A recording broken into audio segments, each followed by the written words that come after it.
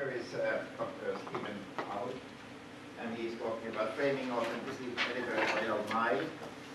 He has been doing research. He's a lecturer in business at the University of Edinburgh, other universities.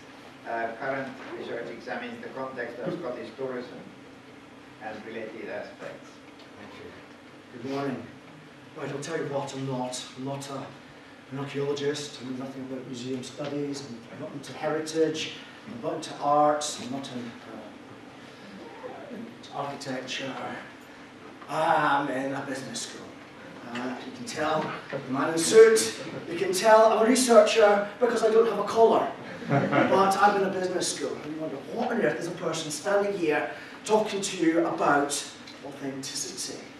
Well, authenticity, it's an issue that has appeared in the scene of business and the domain of tourism. My research is to do with management of technology, but I look at technology in the tourism context. And when I look at the tourism context, then I keep coming across this word, authenticity. In fact, when we start thinking about authenticity, this is the tourism strategy for 2012 that was launched. It was a private sector-led initiative, and this is the launch. The Minister for Tourism is sitting there. This is big stuff, because if we look at it, central to this is the provision of an authentic experience. What's this authentic experience? Steve Leckie is the chair of the Scottish Tourism Alliance, and asked him, what is this authentic experience? Then I've just recently discovered this document, the Tourism Development Plan for Scotland, Developing the Visitor Economy, initiative from the Scottish Government, but in the hands of Visit Scotland, who are managing it. The consultation has just closed. And when you look at this document, it's actually got words relating to authenticity. I believe this document is to try and guide planning authorities. But with regard to this word, authenticity, what is this word, authenticity? Let's start looking at definitions. I'll just start with the obvious one in the Oxford English Dictionary. And we've got authoritative, in accordance with fact, original, first-hand, prototypal, real, action, genuine. What's all this about? How do we relate to this? And how does this relate to experience? It's not very meaningful. I'm in business, and I've got to think about this notion of authenticity. Well, let's think about words that we can relate to in the business domain that have got these abstract conceptions, these abstract concepts. Quality. We can operationalise quality. We have to operationalise quality because we have to produce quality. If we're looking at authenticity, then what do we do from a business perspective to try and make sense of this particular word? Well, that was a challenge.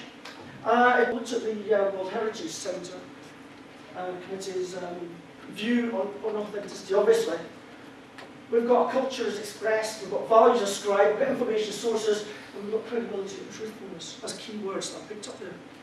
But whose expression? Whose values? Information sources. Whose information sources? Lots of questions here. I'm not quite happy with this because there's too many uncertainties. I cannot get to grips with this.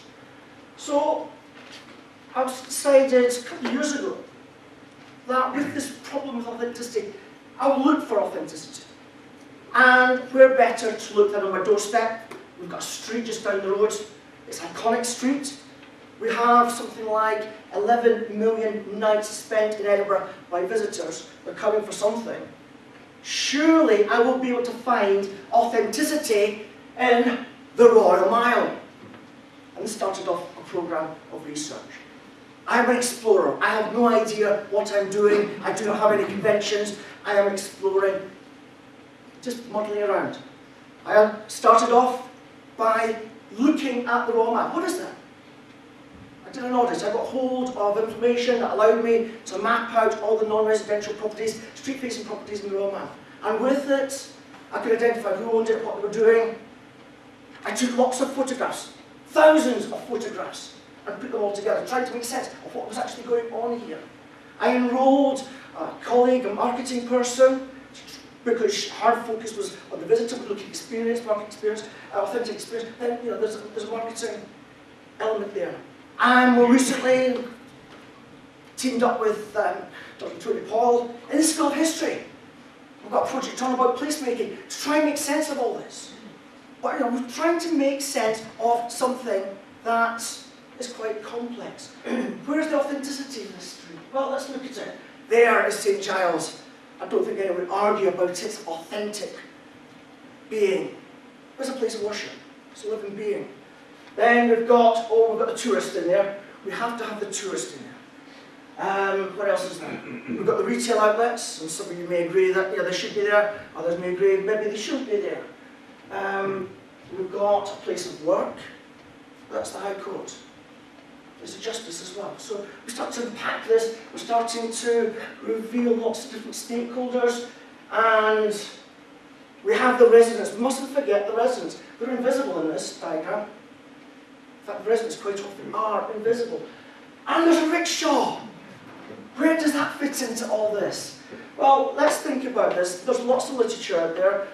It's a confusing picture. And to try and make sense of this, I drew together a particular framework, which for me made sense. It allowed me to frame all the different elements that I encountered. We start off with the regulatory context right at the top. Obviously, we've got the regulatory context with regard to the World Heritage Status, but we've got the regulatory context with regard to whoever's out there, national policymakers, local authorities, planning people, you name it. Whoever has a voice with regard to how we regulate. And then we've got the spatial context. This is spatial context. It's bounded in some particular way. I focused upon the Royal Mile, street facing, which gave me, quite literally, a bounded space. But if I start looking at this, then as a geologist from a former life, I can really relate to a world where there are no people. And so I start off with the natural world. Natural world, which is domesticated over time in lots of different ways, till we get to the present world, whatever it is that exists, and we look back and look at the legacy of what has been the past in terms of the various artefacts and what have you. So we've got the spatial context. And then we're talking about experience. We're talking about experience of who? Well, I've not got the word visitor there, I've got the word experience. Because we've got lots of different stakeholders. We're looking at this in terms of not just the visitor, but I would argue also in terms of the people working in that particular locality, but also the local community, who have got a voice in what's going on here. How do they all perceive what's going on? And then we've got the intermediaries, those that engage in the act of delivery, of whatever it is. They shape whatever is in the spatial context and deliver. And in particular, I look at the retailers. Well, let's just look at some photographs here. We'll look at the spatial context. We'll recognise some of these buildings. There's a castle, there's a palace. I don't know if anyone recognises the bottom left-hand corner. The old cinema. Opposite John Knox's building. And then we've got Mowbray House. I think it was 1457 or something like that. The oldest building in the Royal Mile. But we've got spatial context here. We've got events in here. Now, if we look at this, we've got lights shining. What we've got in the top picture is the Order of the Thistle, people waiting for the Queen. Very well established event. How staged is that, drawing upon McCannell's work? We've got very clearly a staged performance, City 2. But how does that fit in? Because the first of two took place in 1950. Quite established as an event here. But what I was interested in was this particular photograph here. The Royal Mile, lots of tourists, lots of people looking on the street. But look at the two pitted walls above. One side, other, pitted. Where's the life in there? Where's the community in here? We've got a very difficult complex in here. Whisky. Scotland is associated with whisky, or whisky should say is associated with Scotland, depending on the spelling. Right, how do you spell whisky? Has it or not got an E in it if it's Scotch whisky? Hands up who think, those who think it has an E in it. Okay, sorry, you're wrong. We look at three different outlets. This is Scotland's oldest independent retailer, 1840 odd when it was established. We have the whisky experience at the top of the Royal Mile. This was an initiative which led to this venture being set up, which is a stage for the Scottish whisky experience. They called it the Whisky Centre until they carried out a survey and discovered that the focus, the people's experiences, well, the people viewed this as an experience. It was very much about the experience. And one of the underlying principles is the notion of authenticity. It reflects, it's the voice that reflects the Scottish whisky industry. And then if you go just to just up from the John Knox's, you've got whisky and wine. Unfortunately, I haven't got a larger display of this. But if you look here, you will note that whisky is spelt with an E. Definitely not Scotch whisky. But whisky and wine, we've got whisky spelt E in the glass here. So what's going on here? How does this all fit into this notion of authenticity and the Royal Mile? Again, we can look at it because there's a lot of activity in the Royal Mile. This is a mill. It's a working mill at the top of the Royal Mile, opposite the whisky experience. Here we have a weaving machine, weaving tartan. In that complex, there are people actually producing kilts, which are then sold. The person who owns that particular outlet is a third-generation kilt maker. So what does that say about what's going on here? In contrast to this, what kilts, tartan, is part of Scottish history. So is this not part of authentic Scotland, part of authentic Royal Mile? I'm a bit confused with the tigers, but we've got the Highland outfits here. Surely that has got a place. Now the family that actually has this place has been very successful because they have got lots of different outlets scattered, not only in the Royal Mile, but around Edinburgh.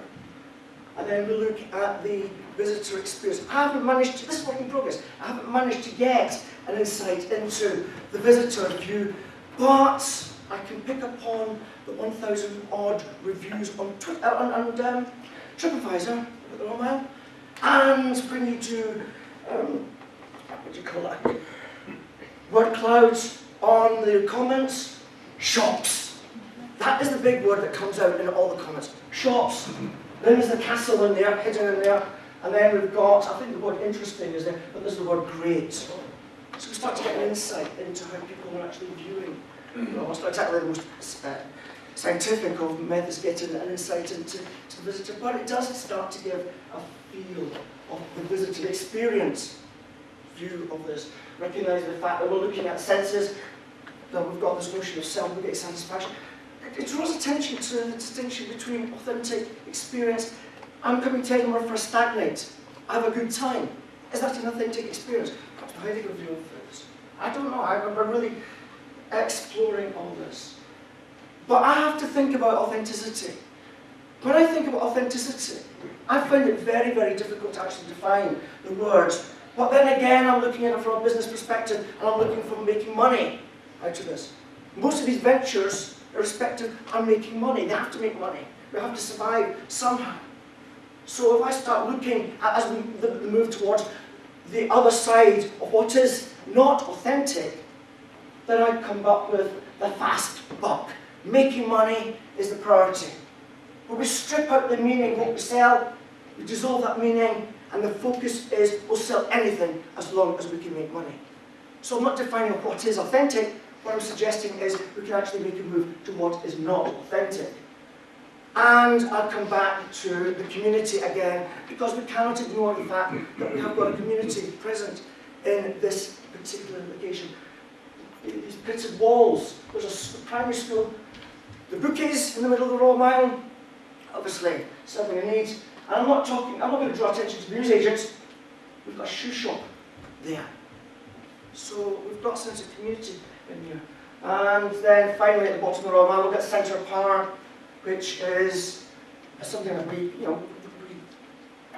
the Royal Mile is perhaps quite unique about. How does this fit into this notion of authenticity? A very new building. I'm not an architect, I can't comment about its fit into this particular occasion. There's the Queen there. This is perhaps not a stage event, but very much a workplace event. Implications, I think we have to think about authenticity in a multi-level way. Think about it in terms of the meta level of the World Heritage Site, Royal Mile as a boundary space, at a more localised level. We can think of it in terms of specific sites. We can think of it in terms of specific artefacts and services. When I think about authenticity, I find it very difficult to actually say what is authentic because there's a lot of the inauthentic present. So we need to think about this. Where's the fast block being made? That's the bottom line for me. And then it draws attention to the future. And I don't know if anyone's aware of this controversy that's going on down at the bottom of the Royal Mile. We have got Galton Gate. And this is the area that we're looking at.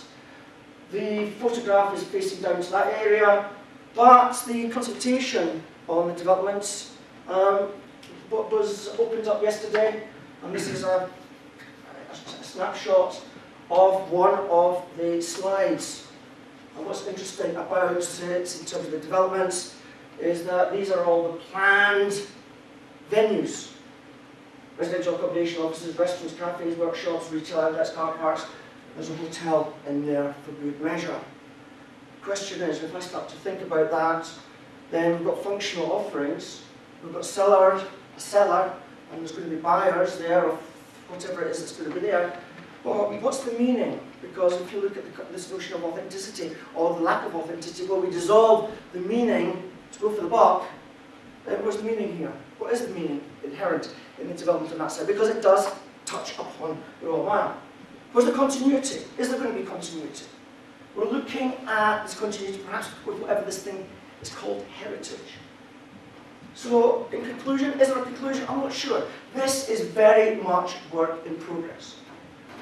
I've provided you with an organising framework to try and make sense of all the different elements. There's lots of complexity in there, and we cannot just focus in on one specific issue. The framework, I hope, provides a means to make sense of the gaze upon the Royal Mile with regard to this notion of authenticity, and also to perhaps help with debate about the Royal Mile. With regard to actually saying anything about what is authentic here, I've said possibly nothing.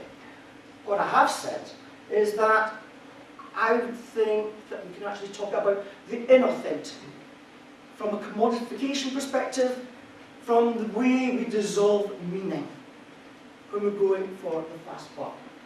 Thank you. Any questions?